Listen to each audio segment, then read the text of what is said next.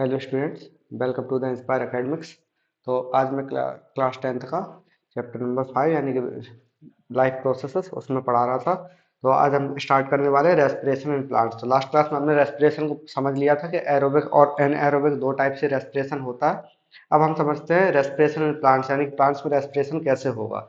Okay, तो पहले क्या है हमारे पास, plants also uses oxygen of air for respiration and releases carbon dioxide. यानी कि हम बोल सकते हैं कि रेस्पिरेशन करने के लिए ऑक्सीजन ही गेन करते हैं और कार्बन डाइऑक्साइड को रिलीज करते हैं। Oxygen and carbon dioxide also called respiratory gas. Okay, तो हम हमारे पास क्या ऑक्सीजन और कार्बन डाइऑक्साइड दो गैसेस हैं जिनके रेफरेंस में, मतलब प्लांट के रेफरेंस में हम इनको रेस्पिरेटरी गैसेस बोल सकते हैं। अब रेस्पिरेशन होगा कैसे, यानी कि differs from that animals in the three respects, यानी कि तीन टाइप से एनिमल्स में डिफरेंट टाइप से होगा। और हम अगर बात करें अपनी, यानी कि जो प्लांट्स है तो प्लांट्स में अलग टाइप से होगा। तो डिफरेंस क्या क्या है इनमें, सबसे पहले all the parts of plants यानी कि like root, stem and leaves perform respiration individually, यानी कि ये क्या होंगे, तीनों अलग अलग टाइप से रेस्पिरेशन परफॉर्म करेंगे।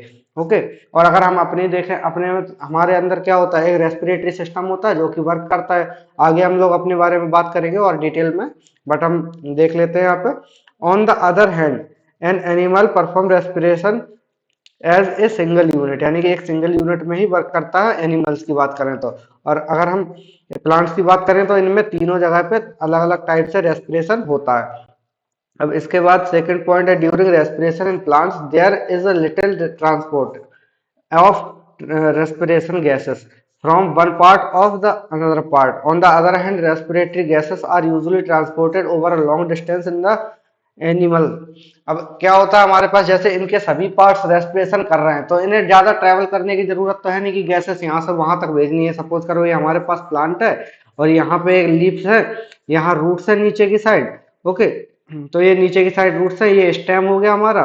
तो स्टेम अलग रेस्पिरेशन कर रहा है, क्या इसको जरूरत होगी ऊपर भेजने की? तो ये हम बोल सकते हैं कि सारी जगह पे जब रेस्पिरेशन हो रहा होगा, यहाँ पे भी रेस्पिरेशन हो रहा होगा और लीफ में भी रेस्पिरेशन हो रहा है, तो इनको बोल सकते हैं कि ट्रांसपोर्टेशन की रिक्वायरमेंट है ही नहीं। तो जब रिक्वायरमेंट नहीं होगी तब क्या होगा, उसकी वजह से ये ट्रांसपोर्टेशन ज्यादा दूर तक नहीं पहुंचाएंगे। लेकिन अगर हम अपनी बात करें या एनिमल्स की बात करें, अदर एनिमल्स की, तो उसमें क्या होता है कि ट्रांसपोर्टेशन लंबे, मतलब लॉन्ग डिस्टेंस के लिए पहुंचता है, यानी कि जो गैसेस का एक्सचेंज है वो लॉन्ग डिस्टेंस के लिए पहुंचाया जाता है। जैसे कि हम बोल सकते हैं जो हमारी नॉस्ट्रल्स है उससे हम लोग क्या करते हैं, ब्रीद इन करते हैं और ब्रीद आउट भी करते हैं। बट ब्रीद इन किया हमने तो एक तरह से लंग्स में जाएगा, तो लंग्स के थ्रू फिर ब्लड में सप्लाई होगा, तो ब्लड से फिर हम बोल सकते हैं कहाँ पे जाएगा, पूरे जो बॉडी ऑर्गन्स है उनमें डिस्ट्रीब्यूट होता है। बट अगर हम इसमें देखें तो ये क्या है, प्लांट्स में एक तरह से सभी पार्ट्स रेस्पिरेशन कर रहे हैं, तो इनको जरूरत ही नहीं है उस चीज की कि ये एक जगह से दूसरी जगह पे भेजें।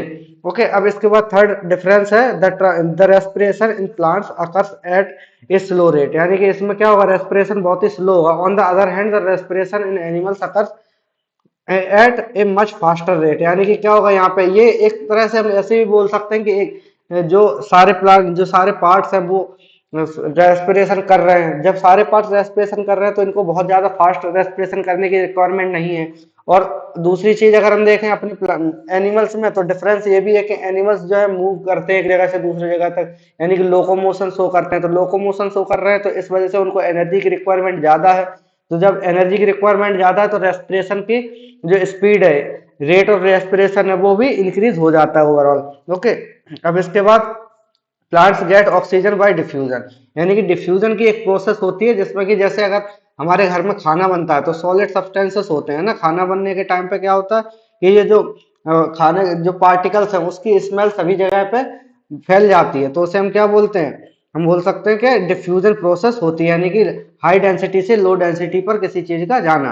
ओके, या फिर इस पर्टिकुलर वे में हम बोल सकते हैं गैसेस का पहुंचना एक जगह से दूसरी जगह पे, जो कि हाई डेंसिटी से लोअर डेंसिटी की तरफ जाता है। ओके, तो ये होता है हमारे पास डिफ्यूजन। तो हम इसको देखते हैं कि हमारे पास प्लांट्स में कैसे डिफ्यूजन की प्रोसेस से ऑक्सीजन लिया जाता है। Okay, plants gate oxygen by diffusion, कैसे लेंगे हम, तो plants have a branching so they have quite a large surface area in comparison to their volume. Therefore, diffusion alone can supply all the cells of the plants with as much oxygen as they need for respiration.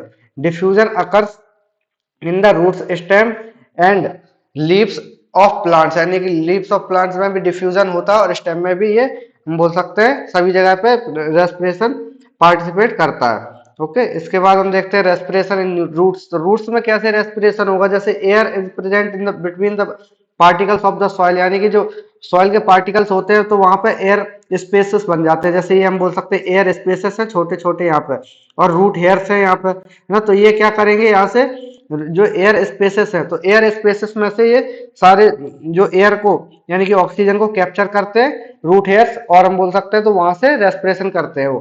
ठीक है, अब इसको हम समझ लेते हैं theoretically कैसे।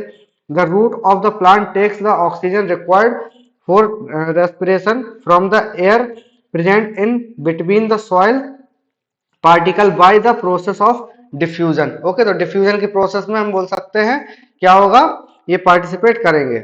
Okay, यानी कि जो एयर ट्रैप होगी, हम बोल सकते हैं कहाँ पे ये एयर ट्रैप होगी, सॉइल के पार्टिकल्स के बीच में, तो वहां से ये सॉइल के पार्टिकल्स के बीच में से जो रूट हेयर्स हैं वो ऑक्सीजन को गेन कर लेते हैं। अब इसके बाद carbon dioxide gas produced in the cells of the root during respiration moves out through the stem root here by the process of diffusion, यानी डिफ्यूजन की प्रोसेस के थ्रू ये रेस्पिरेशन पार्ट लेता है। ओके, पार्टिसिपेट करता है। thus the respiration in roots occurs by the diffusion of respiratory gases oxygen and carbon dioxide through the root hairs, यानी कि इसमें क्या होगा, रूट हेयर्स के थ्रू ही कार्बन डाइऑक्साइड और ऑक्सीजन का ये एक्सचेंज चलता रहता है। तो इसे हम बोलते हैं रेस्पिरेशन की process in the roots of plant.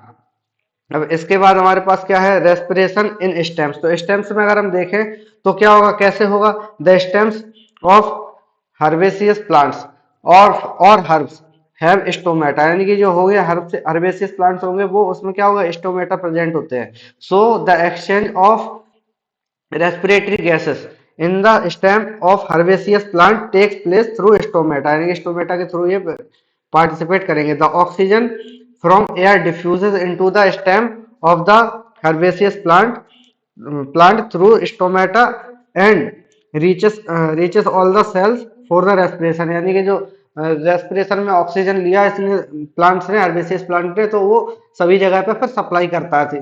Okay, अब इसके बाद the carbon dioxide gas produced during respiration diffuses out into the air through the same stomata, the hard and woody stem of the big plants or trees do not have stomata, यानी कि जो hard plants होते हैं, जैसे हम बोल सकते हैं नीम का पेड़ हो गया, तो ये हार्ड प्लांट्स होंगे, उनके जो स्टेम होंगे उनमें स्टोमेटा प्रेजेंट नहीं होता है, तो वो स्टेम से क्या होगा, स्टेम से रेस्पिरेशन नहीं करेंगे। ओके, या फिर करेंगे भी तो बहुत लो क्वांटिटी में। अब इसके बाद क्या है, in woody stem the bark has lenticels for gaseous exchange, यानी कि लेंटिसेल्स होती है इसके पास, बार्क के पास, जिससे कि गैसेस का एक्सचेंज करते हैं। ओके, अब इसके बाद लीव्स में कैसे होगा रेस्पिरेशन, तो रेस्पिरेशन लीव्स में सबसे ज्यादा हम बोल सकते हैं कैसे होगा, क्योंकि इसमें टाइनी पोर्स होते हैं जो कि स्टोमेटा हम बोल सकते हैं। The exchange of respiration gases of the leaves in the lips takes place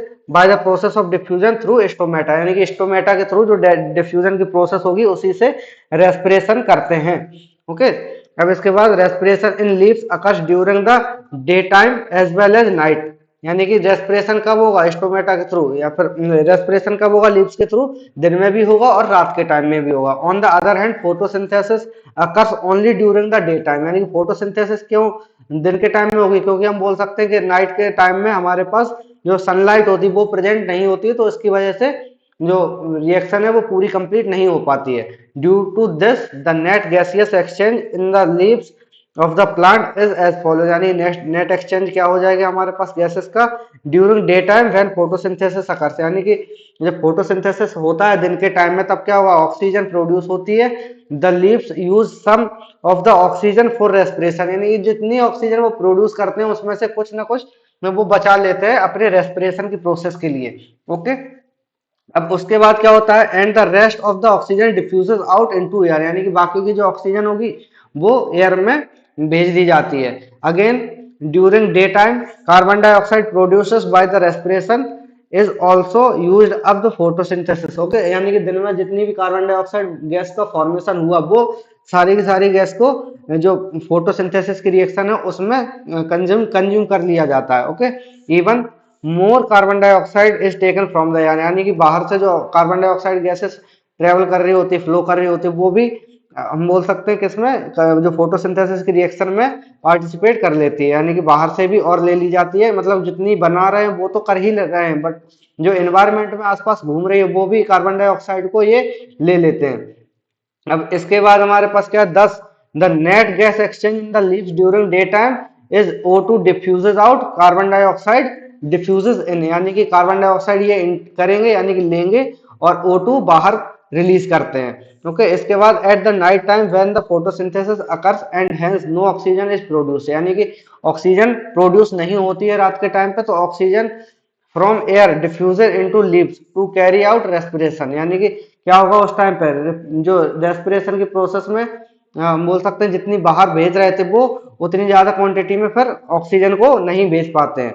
okay, and carbon dioxide produce by the photo respiration diffuses out into air, यानी कि जो कार्बन डाइऑक्साइड होगी, जो आप फोटोसिंथेसिस तो रिएक्शन हो नहीं रही है रात में, तो जब फोटोसिंथेसिस रिएक्शन रात में नहीं हो रही है तो उसकी वजह से हम बोल सकते हैं क्या, कि ये जो रिएक्शन है उसमें जो कार्बन डाइऑक्साइड फॉर्मेशन हो रहा है वो सारा हम बोलेंगे क्या कि एनवायरमेंट में ये वापस से भेज दिया जाएगा। Okay, 10, the net exchange of the gas, the net gas exchange in leaves at night is, यानी कि रात के टाइम पे क्या हो जाए, O2 diffuses in and CO2 diffuses out, हमारी तरह, यानी कि हम भी क्या करते हैं रात के टाइम में या फिर दिन के टाइम में भी हमारा तो सेम ही ऑक्सीजन लेते हैं और कार्बन डाइऑक्साइड गैस को बाहर रिलीज करते हैं। तो वैसे ही हम बोल सकते हैं कि रात के टाइम में प्लांट्स और एनिमल्स का एक्टिविटी सेम रहती है, बट दिन के टाइम में क्या होता है, ऑक्सीजन ये डिफ्यूज आउट करते हैं यानी कि बाहर रिलीज करते हैं और ऑक्सीजन जो कार्बन डाइऑक्साइड है उसको गेन करते हैं। ओके, अब इसके बाद रेस्पिरेशन इन एनिमल्स की अगर हम बात करें तो हम ये नेक्स्ट क्लास में करेंगे, आज की क्लास के लिए हम इतना ही रखते हैं। सो मिलते हैं नेक्स्ट क्लास में, like share and subscribe, thanks for watching.